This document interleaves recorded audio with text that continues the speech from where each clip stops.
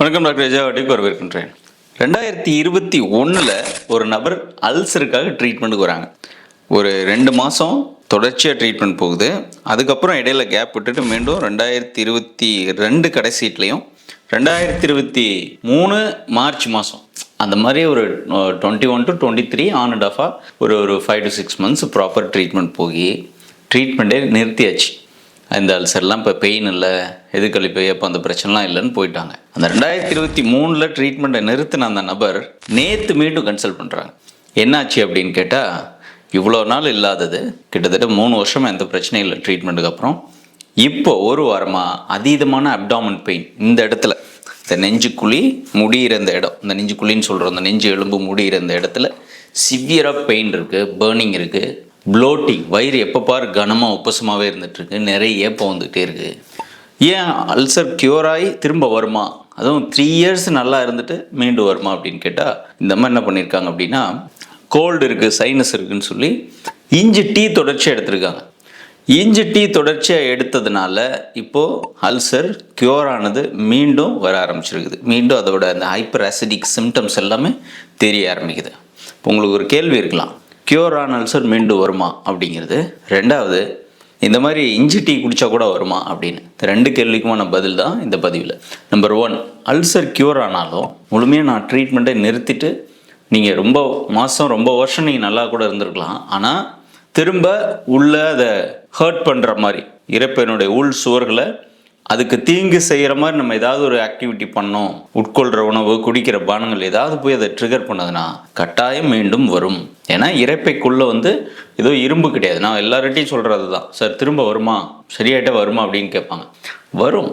அல்சருங்கிறது புண்ணு தானே, ஆறிடுச்சு. இப்போ என் கையில் புண்ணு இருக்குது, இந்த புண்ணு எனக்கு ஆறிடுச்சு, பெரிய வெட்டு காயம், இது சூச்சர்லாம் போட்டு இது ஆறி போச்சு. ஆனால் திருப்பி இதே இடத்துல நான் வெட்டினா எனக்கு திரும்ப புண்ணு வரதானே செய்யும். அதே மாதிரி தான் இறப்பையினுடைய உள் சுவரில் ஏற்படக்கூடிய ulcer, gastritis, erosions, pan gastritis, இந்த மாதிரிலாம் என்னெல்லாம் நீங்கள் டேர்ம் பண்ணுறீங்களோ இதெல்லாம் ப்ராப்பர் டயட் அண்ட் மெடிசனில் க்யூர் பண்ணாலும் மீண்டும் ஏதாவது பண்ணும்பொழுது வர்றதுக்கு நிறைய வாய்ப்பு இருக்குது. ஸோ சேஃபாக இருக்கிறது ரொம்ப அவசியம். அதுலேயும் குறிப்பாக இந்த வெறும் வயிற்றில் இஞ்சி டீ அல்சரை வர வைக்கும்.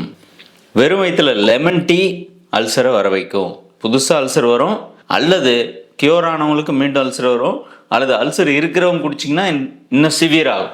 அடுத்து சுக்குமல்லி டீ, அதுவும் வெறும் வயிற்றில் எடுத்திங்கன்னா அதிகப்படுத்தும். நார்மல் டீ, காஃபி வெறும் வயிற்றில் எடுத்தாலும் இது அல்சர், உங்களோட ஹைப்பர் அசிடிட்டி, இறப்பையினுடைய அமிலக்கார நிலையை மாற்றி அமைச்சு உங்களுக்கு தொந்தரவு வரத்துக்கு நிறைய வாய்ப்புகள் இருக்குது. எனவே இந்த மாதிரி சூடான மற்றும் கார சுவையுள்ள பானங்கள் வெறும் வயிற்றில் எடுக்கிறது அல்சரை மீண்டும் வருவிக்கும், அல்லது புதுசாக அல்சர் வர வைக்கும்.